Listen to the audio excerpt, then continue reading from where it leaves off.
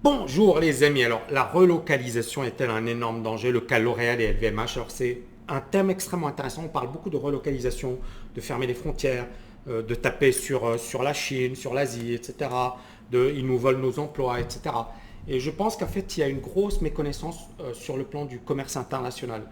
Et là je voulais prendre deux cas, deux grosses boîtes très connues, L'Oréal et LVMH. Je pense que ça va vous éclairer un peu sur les réalités de la mondialisation et le fait que il y a des raisonnements faciles, des raisonnements qui consistent à dire ah bah il n'y a qu'à fermer ceci, il n'y a qu'à fermer cela, et des raisonnements beaucoup plus réalistes, beaucoup plus pragmatiques, qui sont de dire ok voilà la donne, qu'est-ce qu'on fait pour faire face. Donc j'ai envie de parler de deux champions français, européens, LVMH et L'Oréal. Alors, tout d'abord, on va commencer par LVMH. Alors, LVMH, il y a très peu de gens qui le savent. Bon, c'est un géant du luxe. 53 milliards d'euros de revenus de chiffre d'affaires en 2019. Bernard Arnault, c'est l'homme le plus riche de France. Mais d'où vient finalement le gros du chiffre d'affaires de LVMH? Ici, par exemple, on voit les vins spiritueux. On voit le gros des pays qui achètent, le Japon et la Chine. Japon, l'Asie, pardon, 24%, le Japon 7%, ça veut dire qu'à eux deux, ils font 31% du chiffre d'affaires. Les États-Unis 33%, le reste de l'Europe 18%, la France 5%. Merci la France, mais c'est hyper important. Le gros du chiffre d'affaires de LVMH ne se fait pas en France. C'est hyper, super important. Donc si on dit à la Chine, écoute, nous on va augmenter les droits de douane parce que vous n'êtes pas sympa, parce qu'à cause de vous on perd des parts de marché, parce qu'à cause de vous on a des licenciements, etc. Que va faire la Chine? Elle va faire la même chose. Elle va également augmenter les droits de douane. Est-ce que c'est sympa pour LVMH? Non. Apparemment, 5% du chiffre d'affaires de LVMH se fait en France seulement. D'accord? Encore une fois, on revient sur les chiffres. Je pense que c'est important. Ici, 5%. Seulement. Seulement. On va prendre les autres secteurs. Fashion and les produits de cuir et de mode. L'Asie, 31%. Le Japon, 11%. Waouh, 42%. L'Asie. D'accord? 31% et 11%. 42%. Les États-Unis, 18%. L'Europe, 23%. La France, 8%. Les autres marchés, 9%. Mais on voit bien que le gros marché pour LVMH, c'est bien évidemment l'Asie et le Japon. Ensuite, les parfums et la cosmétique. L'Asie, 40%, le Japon, 5%. C'est-à-dire 45% du marché de LVMH, c'est là-bas. Les États-Unis, 15%, l'Europe, 20% et la France, 10%. D'accord? Mais ça reste quand même pas grand-chose. Les montres et les bijoux. La France, 5%, l'Asie, 38% et le Japon, donc on est sur du 50%. Donc quasiment la moitié des ventes de LVMH se font en Asie. Et bien évidemment, ici, on voit le chiffre d'affaires, le plus gros chiffre d'affaires sont en Asie. Alors, le Japon, l'Asie et le Japon. L'Europe, 10 milliards. Vous voyez ici, l'Asie, 16 milliards. Et les autres marchés, etc.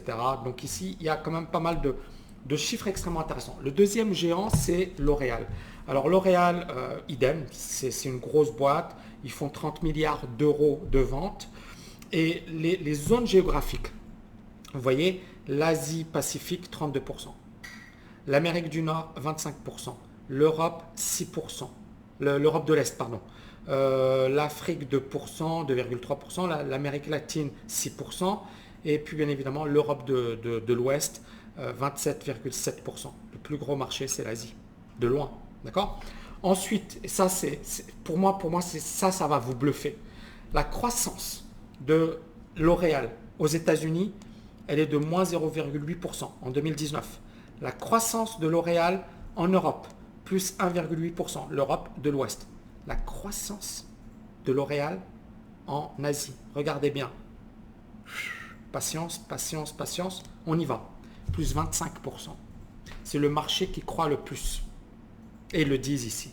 Ils disent, voilà, malgré Hong Kong, etc., parce que les ventes à Hong Kong, parce qu'il y a des manifestations, etc., ont été affectées, mais la croissance est drivée par les pays du sud-est asiatique, et spécialement l'Inde, l'Indonésie, la Malaisie, les marques de luxe, etc., Et on voit la Chine également, voilà la Chine, exceptional performance on single day in China, 11 novembre, voilà L'Oréal, etc. La success story continue de L'Oréal en Chine.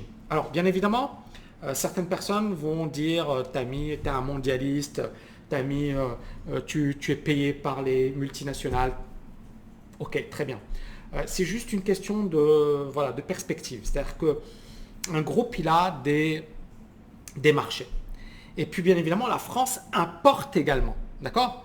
Soit la France se dit, ok, tout le monde aura des sacs Vuitton et de la cosmétique, etc. Et le reste du monde ne profitera pas du talent, de l'expertise française. Ok, très bien. Dans ce cas, on ferme le marché mondial et on ne vend qu'en interne. Mais bon, à un certain moment, les gens, ils en auront marre d'avoir de la cosmétique. À un certain moment, ils voudront acheter des téléphones portables, ils voudront acheter d'autres produits. Sauf que comme on a augmenté les droits de douane et qu'aucune boîte ne le fait vraiment en France, ou alors que ça coûterait beaucoup plus cher, que ce serait moins efficace, on dit non, mais moi je veux quand même mon iPhone et je veux quand même... Vous voyez ce que je veux dire? Et en fait, le commerce international, il y a cette notion de spécialisation. C'est-à-dire quels sont les domaines dans lesquels on est les plus forts, quels sont les domaines dans lesquels on peut apporter le plus de valeur ajoutée. Et bien évidemment, la France, elle a perdu du terrain sur certains secteurs, comme par exemple l'automobile. Elle n'est pas aussi forte que l'Allemagne. D'accord? Et ça, c'est bien évidemment une stratégie, c'est bien évidemment une capacité à s'adapter. C'est-à-dire que si on continue de nourrir des secteurs qui sont en perte de vitesse, qu'est-ce qui se passe? Eh bien, non seulement à terme, on va procéder à des licenciements, mais en plus, on va perdre des parts de marché au niveau mondial, mais en plus, on va perdre de l'argent parce qu'on a financé des boîtes qui sont sur le déclin.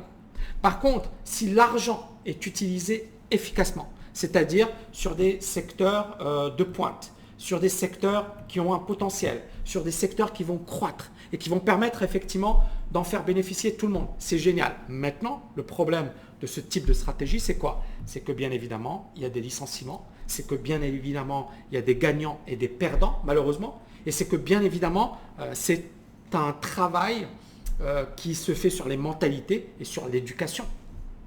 C'est-à-dire que si par exemple, on comprend que le textile, la France, elle ne peut pas rivaliser avec l'Asie pour des raisons évidentes. Continuer de produire, continuer à mettre des ressources, c'est une perte de temps. Ou alors, on fait comme LVMH, comme Hermès, c'est-à-dire du haut de gamme, de la qualité. Pourquoi l'Allemagne continue d'exporter? D'ailleurs, l'Allemagne est excédentaire par rapport à la Chine. Elle exporte plus en Chine que l'inverse. Parce qu'on peut très bien taper sur la Chine ou sur l'Asie et dire à cause d'eux, on a des licenciements, à cause d'eux, on a des pertes d'emploi, à cause d'eux, blablabla, blablabla. Ok, très bien. Mais à un certain moment, pourquoi l'Allemagne, eux, ne disent pas ça? Et pourquoi les Allemands exportent plus en Chine que l'inverse? D'accord? Et pourquoi, par exemple?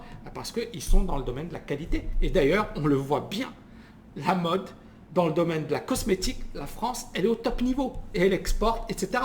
Maintenant, c'est clair que peut-être que ça rapporte moins que des BMW, que des Mercedes, etc. Mais les Allemands, ils se sont spécialisés.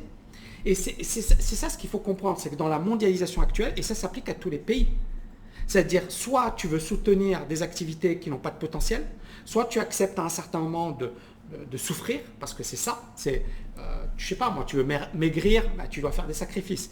Tu veux, comment dirais-je, créer un business, tu veux réussir dans tes études, tu dois faire des sacrifices. C'est-à-dire que ce soit au niveau individuel, d'accord, ou au niveau d'un pays, les recettes sont les mêmes. Il faut faire des sacrifices, il faut faire des choix, il faut avoir une stratégie, il faut avoir une vision long terme.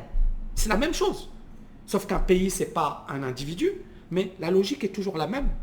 Et donc, il faut faire des choix. Et parfois, ces choix sont difficiles, ces choix ne sont pas compris.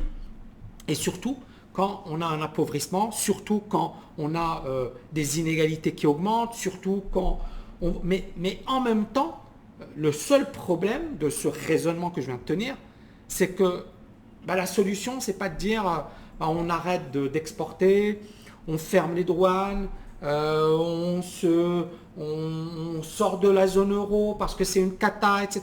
Là, c'est plus un raisonnement économique. C'est un raisonnement du café du coin, c'est-à-dire on n'est pas dans un raisonnement qui se tient. Là, ce que je vous ai apporté, c'est des chiffres concrets. Ok, tu veux taper sur la Chine, tu veux taper sur l'Asie, tu considères que la Chine est à l'origine de tous tes problèmes, c'est pas ce que dit LVMH, c'est pas ce que dit L'Oréal. Eux, au contraire, ils disent merci la Chine, merci l'Asie, grâce à vous, on exporte. Est-ce que, et ça sera l'objet d'une autre vidéo, ben, c'est que ce sont les marchés du futur. Ce sont les marchés du futur. D'accord? En 2040, 50% du PIB sera en Asie, 40% de la consommation, et ce sont les marchés qui croissent le plus vite.